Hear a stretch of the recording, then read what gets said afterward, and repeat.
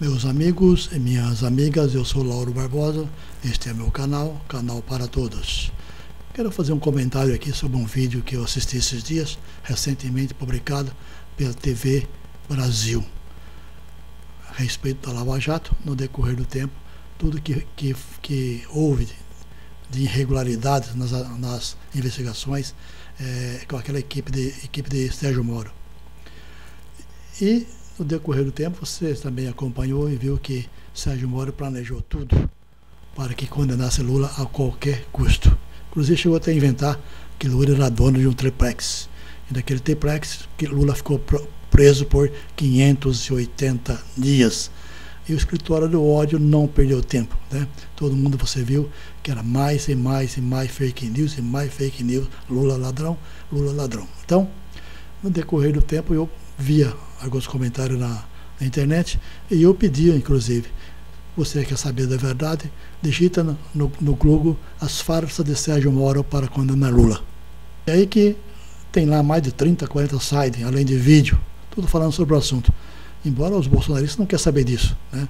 Mas você poderia chegar à conclusão e concluir que realmente foi uma farsa bem montada, bem esquematizada, que depois dali surgiu o segmento, né, que aconteceu depois, recentemente, com a invasão de Brasília, esse golpista que surgiu aí, uma minuta de golpe, reuniões tratando disso, vários generais envolvidos, e as investigações continuam, e tenho certeza que todos eles vão para a cadeia.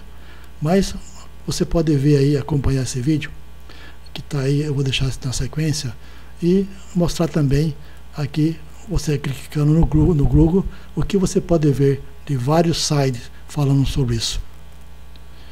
Este é o meu canal, clica no canal, inscreva-se nesse canal. Digita no Google as farsas de Sérgio Moro para condenar Lula. Você vai ver todos esses sites. Tem mais de 40 sites, tem vídeo, todo comentando sobre o assunto e desmascarando o trabalho de Sérgio Moro com Delanol. Uma farsa bem montada, esquematizada, para condenar Lula a qualquer custo e impedir que ele fosse candidato em 2018. Ele inventou que tinha um apartamento triplex no Guarujá e Lula nunca teve apartamento lá. Portanto, depois de tudo desmascarado, Lula foi inocentado. E aí está as provas da farsa que ele montou. Inclusive um vídeo que saiu agora, esses dias, na TV Brasil, falando sobre a Lava Jato e a farsa de Sérgio Moro.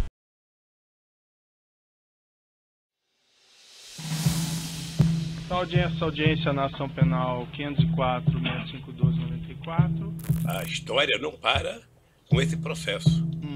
A história um dia vai julgar se houve abuso ou não de autoridade, nesse caso, do comportamento tanto da Polícia Federal quanto do Ministério Público, no meu caso.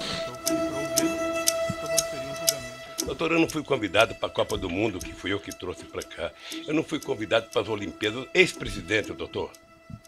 Não queira ser ex-ministro, ex-juiz, você vai ver o que vai acontecer. Investigados e punidos no âmbito da Operação Lava Jato. Estaria claro que estaria havendo ali uma interferência política na Polícia Federal.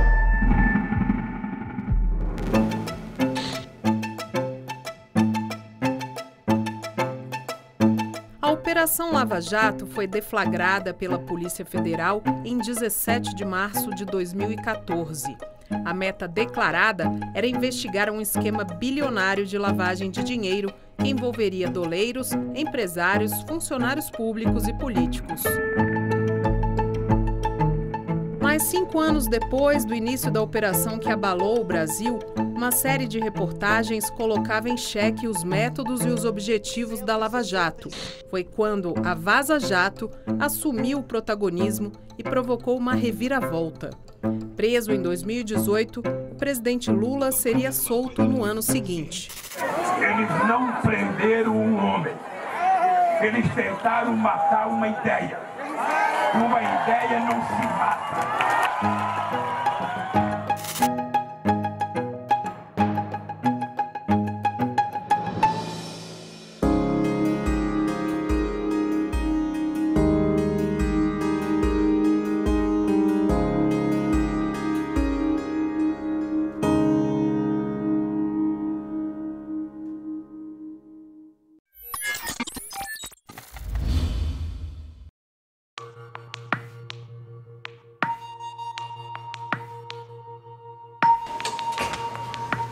noite, ministro. Boa noite. Tudo bom?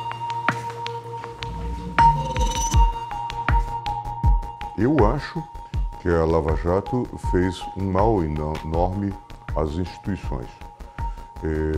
Ela acabou bem inspirada, talvez, no início, ela acabou produzindo uma série de distorções no sistema jurídico-político. Por isso o meu balanço é marcadamente negativo.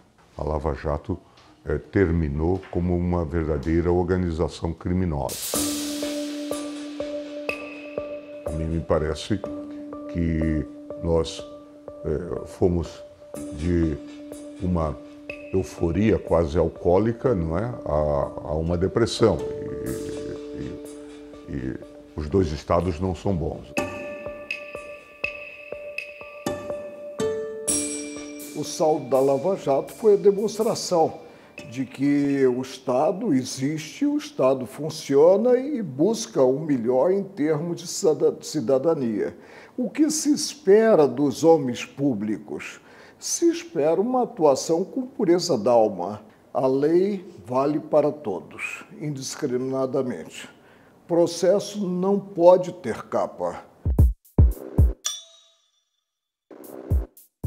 O Ministério Público e a Polícia Federal sempre tiveram muita moral entre os jornalistas. Muito raramente alguém colocava em dúvida o que o Ministério Público estava falando. Aparecia ali, era quase como se fosse uma lei. 2018, quando começa o ano, já está bastante consolidado entre alguma parte dos jornalistas brasileiros e pesquisadores, juristas, que a Lava Jato realmente tinha tomado um rumo que era um rumo, no mínimo, esquisito. Muita gente já falava, já apontava, olha, tem vários abusos aqui, tem coisas que são meio heterodoxas. O senhor acha que o ambiente de poder, o senhor que convive há muitos anos no ambiente de poder, você acha que isso atrapalhou a operação? Porque foi uma operação muito grande e criou, né, um certo poder para aqueles que encabeçaram ela. O poder é inerente àqueles que atuam personificando o Estado. Aí me refiro ao Ministério Público, Dallagnol atuou como integrante do Ministério Público Federal e o juiz Sérgio Moro. O que o Ministério Público faz aqui é imputar a ele a responsabilidade por crimes de corrupção. Não se tratava apenas de uma irregularidade procedimental ou processual, de que, na verdade, nós estávamos diante de um movimento político, como depois se revelou no contexto geral. Moro, ministro da Justiça de Bolsonaro, Deltan Dallagnol, um ativista político. Não se tratava de Deltan atuando na Lava Jato. Eram 15 a 20 procuradores só na primeira instância. Na segunda instância tinha uma outra força-tarefa com 5 a 6 procuradores. Na terceira instância, perante o STJ, tinha mais uma série de subprocuradores gerais e mais um procurador-geral da República. Era todo um time de pessoas que atuaram na operação.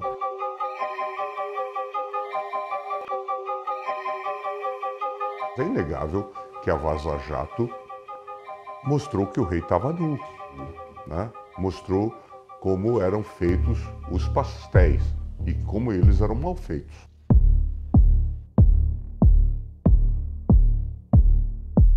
O primeiro efeito foi uma erosão muito rápida, medida pelas pesquisas de opinião pública, da imagem da Lava Jato do Moro.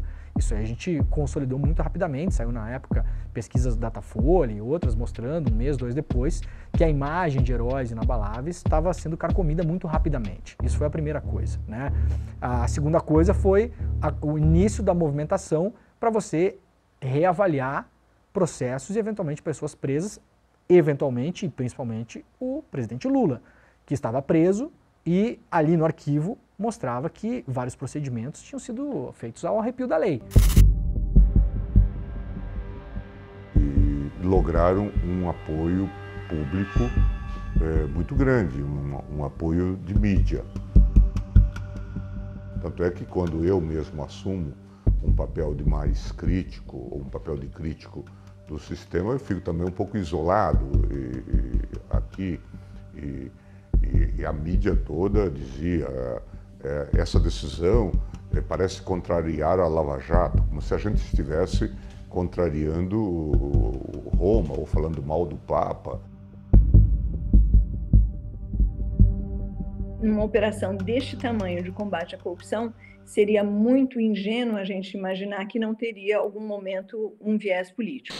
Então, operação de combate à corrupção, sendo que corrupção eu tenho que envolver funcionalismo público, é óbvio que ela vai acabar tendo, né, infelizmente, um viés um pouco político, principalmente se for em grande escala.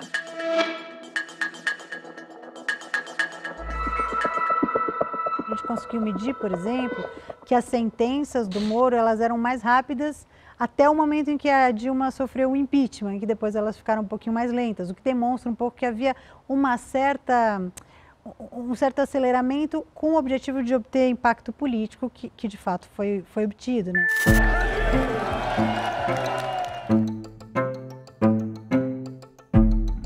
Decidiram pela interrupção do mandato de uma presidenta que não cometeu crime de responsabilidade. Condenaram uma inocente e consumaram um golpe parlamentar.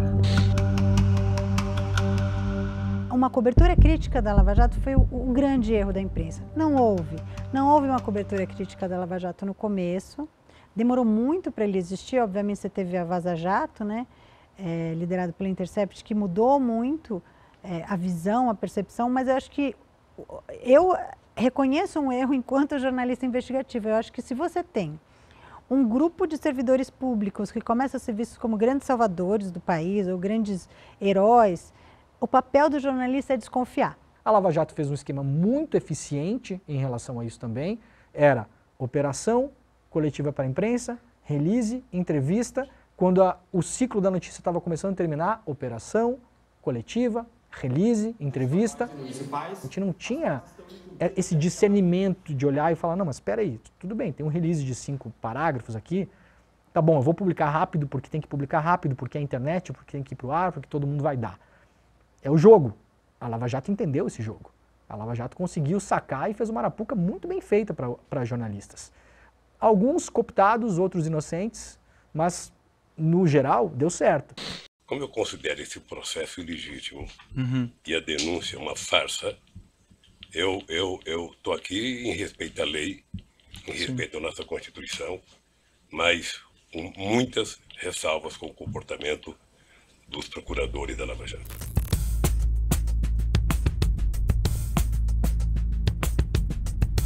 Como é que foi essa ligação dessa fonte anônima, né, dizendo que tinha um material para entregar para vocês?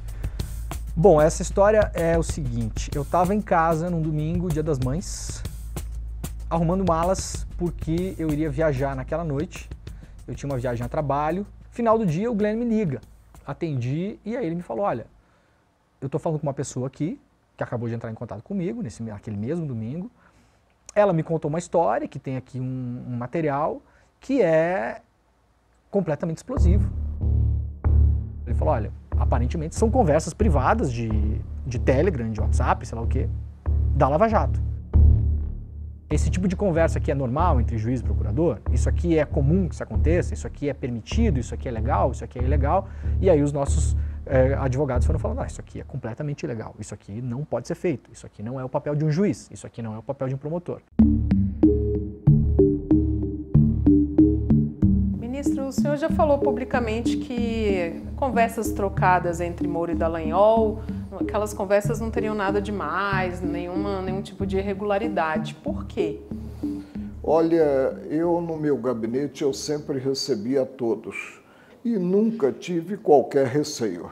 Aliás, quem tem medo de picada de mosquito é porque já foi mordido por cobra. Deve haver o diálogo, deve haver a troca de ideias. É muito comum o Ministério Público, como Estado acusador, dizer que vai requerer algo e o juiz perguntar, escuta, você tem elementos para fazê-lo? Senão eu vou indeferir. Isso é muito comum. Essas conversas, elas existem dentro do direito brasileiro. Se é certo ou se é errado, nós podemos voltar 10 passos atrás. Se não deveria acontecer, podemos voltar 10 passos atrás. Mas o fato objetivo é que elas acontecem e não deixaram de acontecer. E eu não quero que o direito brasileiro comece a achar que um hacker pode invadir o meu celular e isso ser meio de prova num processo judicial contra mim. A gente ficou aí uns 40 dias mais ou menos com o material na mão e a gente foi trabalhando em paralelo várias coisas ao mesmo tempo. Então, primeiro a gente trabalhou com a segurança do arquivo. Outra, a integridade do material, a integridade técnica, para a gente saber que aquele material não tinha sido editado, que os metadados não estavam corrompidos, que aquilo tinha uma procedência. Então a gente decidiu fazer as primeiras matérias com base naquelas conversas do Moro com o Deltan. E claro, o grande tema daquelas conversas era o Lula. E aí saíram matérias em relação ao triplex, saíram matérias em relação ao Moro oferecendo testemunhas para o Deltan confessando para o Moro que não tinha certeza sobre a denúncia e mesmo assim 72 horas depois faz a denúncia. Quem decidiu o oferecimento da acusação não fui eu. Eram 15 a 20 procuradores que decidiam por unanimidade. E por unanimidade, 15 a 20 procuradores independentes que não deviam nada a ninguém e que não precisavam nem concordar uns com os outros, entenderam que era sim o caso de oferecer uma acusação criminal e de submeter o atual presidente Luiz Inácio Lula da Silva à justiça. Por 8 votos a 3, o Supremo Tribunal Federal declarou a Vara de Curitiba incompetente para julgar os casos do triplex do Guarujá, do sítio de Atibaia e do Instituto Lula. Esses casos, na avaliação do STF, deveriam ter sido julgados pela Justiça Federal no Distrito Federal. Investigações espetaculares, tonitruantes, a gente tem aí aos montões. E depois nós temos apenas um resto de lixo, né, em anulações, em não aproveitamento de provas, como acabou ocorrendo aqui na Lava Jato.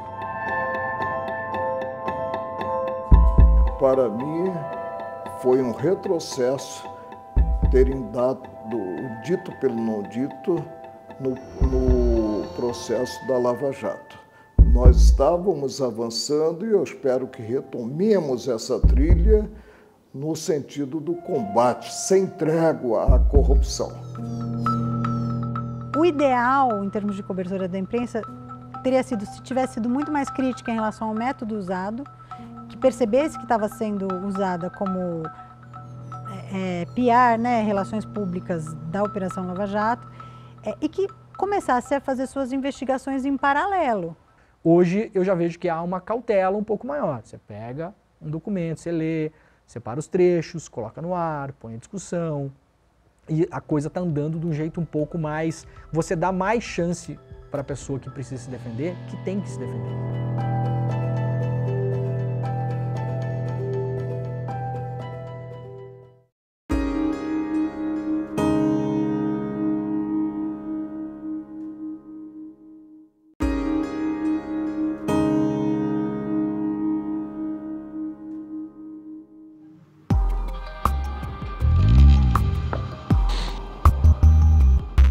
Passados 10 anos do início da Operação Lava Jato, um dos debates que mais divide opiniões até hoje é sobre o uso de 2 institutos jurídicos, a delação premiada e o acordo de leniência. Em casos em que foram usadas na Lava Jato, essas ferramentas têm sido revistas atualmente. Em 2 decisões recentes, o ministro Dias Toffoli, do Supremo Tribunal Federal, suspendeu o pagamento de multas que ultrapassam os 18 bilhões de reais. Dinheiro relativo a acordos de leniência firmados entre o Ministério Público Federal e as empresas JF e Novonor. Novonor é a antiga Odebrecht. Pouco depois, o ministro André Mendonça permitiu a renegociação de acordos de leniência firmados entre empresas e a força-tarefa da Lava Jato. O acordo de leniência prevê punições menores a empresas que confessam participação em atos ilícitos contra a administração pública. Já na delação premiada, o investigado revela o que sabe em troca de benefícios, como a redução da pena.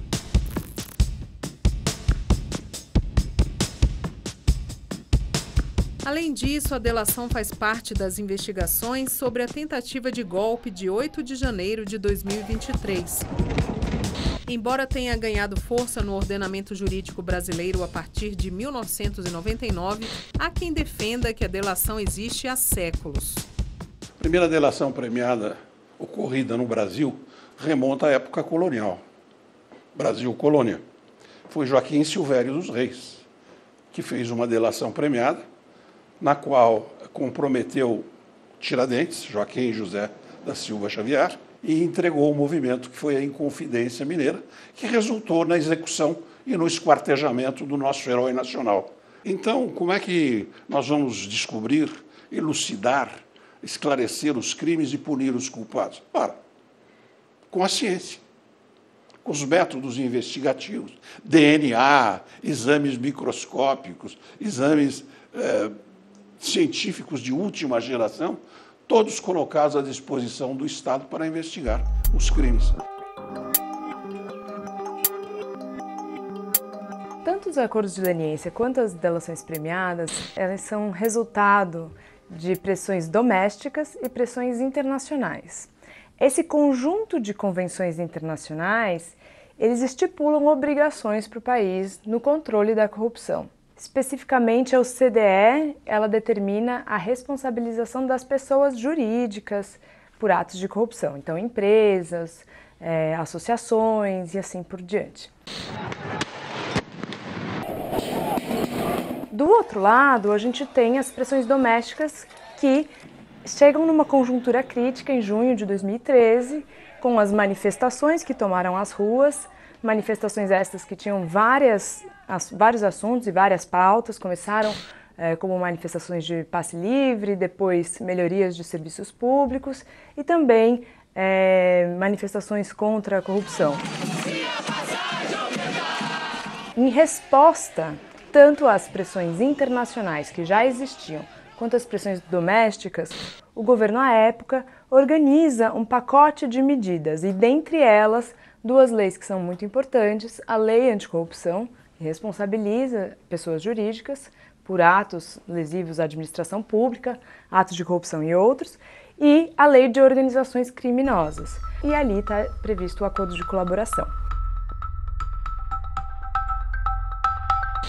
O que aconteceu nos últimos 30 dias, doutor Moro, vai passar para a história como o mês Lula. Se não dissesse Lula, não valia. O senhor entende que existe uma conspiração? Eu entendo e acompanho pela imprensa de que pessoas como Léo Pinheiro está já há algum tempo querendo fazer delação. Sim. Primeiro ele foi condenado a 23 anos de cadeia, depois se mostra na televisão como é que vive a vida de nababo dos delatores. Sim. E o cara fala, porra, eu estou condenado a 23 anos, sabe? E os delatores, sabe, pagaram uma parte e estão vivendo essa vida, sabe? Então, delatar virou, na verdade, quase que o avaral de soltura dessa gente. A primeira coisa que eu vi, acho que foi em 2015, foi a prisão alongada de Curitiba, as prisões alongadas de Curitiba. E, claro, os advogados passaram a dizer que as prisões alongadas eram utilizadas como uma forma de tortura para obter delações. É o que era praticado com muita frequência na Lava Jato. Assim, numa mesa, o sujeito preso já, o Moro decretando a prisão do sujeito. Opa, vamos prender esse aqui que ele canta. A ideia era essa. Vamos fazê-lo cantar. Bota o sujeito e diz, olha, isso aqui é o seu mandado de prisão que nós cumprimos. Né? Você está em todos os órgãos de comunicação, mas a sua família não. Aqui, ó, isso aqui é um mandado de prisão, pode sair contra ela. Depende de você. Durante a Lava Jato, teve um uso intensivo, especialmente dos acordos de colaboração e dos acordos de leniência, mas com instrumentos que tinham acabado de chegar no ordenamento jurídico, não é? E isso gerou o que eu chamo de um aprendizado institucional intenso e eventualmente ruidoso. Toda vez que a gente olha para atos e condutas relacionadas à corrupção, a gente tem que se preocupar com o que aconteceu, então como é que a gente elucida o que aconteceu e como a gente previne que não vai acontecer mais. Se você for olhar no setor privado, você vai ver que o número de departamentos de compliance aumentou, que hoje existe uma preocupação real nas empresas de comunicação e treinamento para combate à corrupção e que se estendeu para outras áreas, como, por exemplo, assédio moral, assédio sexual, mas que inicialmente os departamentos de compliance foram criados para combate à corrupção em resposta à investigação que estava acontecendo, a investigação Lava Jato. Este ponto é um ponto positivo que não desapareceu, que não sumiu. No primeiro trimestre de 2021, logo após a Lava Jato ter sido extinta pelo governo Bolsonaro, o DIEESE divulgou dados sobre o impacto da operação na economia brasileira. Segundo o estudo, a Lava Jato acabou com quase 4,5 milhões de empregos e reduziu a massa salarial em quase 86 bilhões de reais. Em impostos, deixou de arrecadar mais de 47 bilhões e em contribuições sobre a folha, mais de 20 bilhões de reais. Por outro lado, pelas contas do Ministério Público Federal, a operação devolveu aos cofres públicos quase 14 bilhões de reais em acordos de leniência e 724 milhões em colaborações premiadas.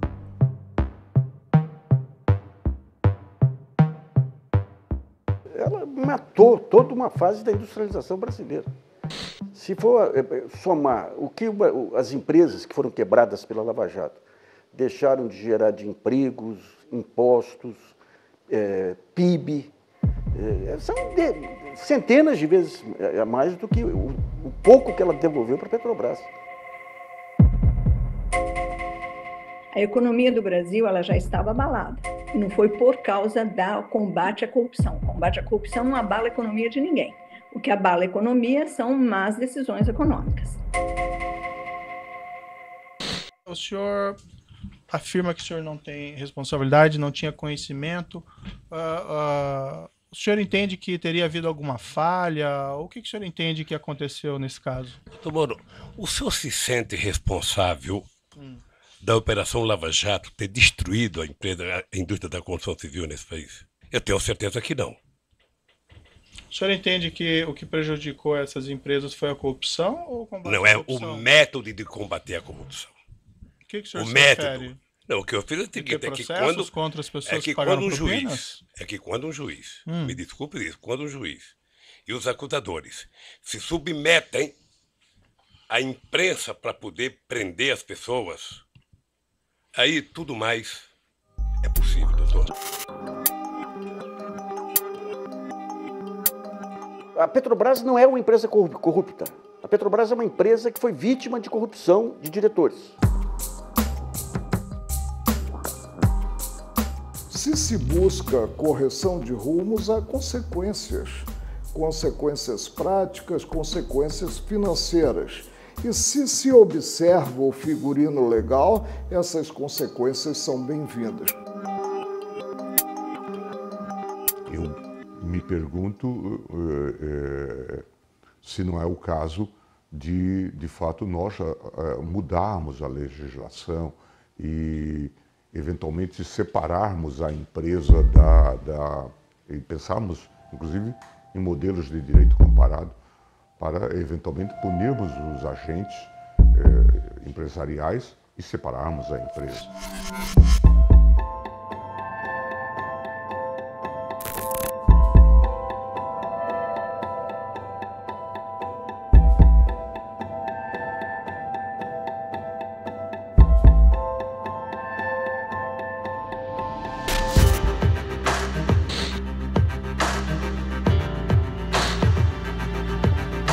Eu acho que não vai haver outra operação desse tamanho. O melhor e o correto é não concentrar tanto poder num só grupo de pessoas, que foi o que aconteceu. Agora, não houve outra que se compara com a Lava Jato em termos de investigação de corrupção no Brasil.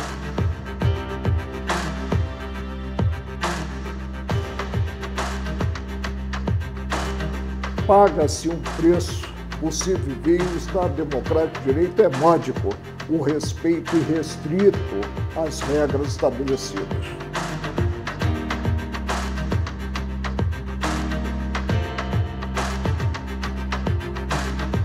O que a gente aprendeu?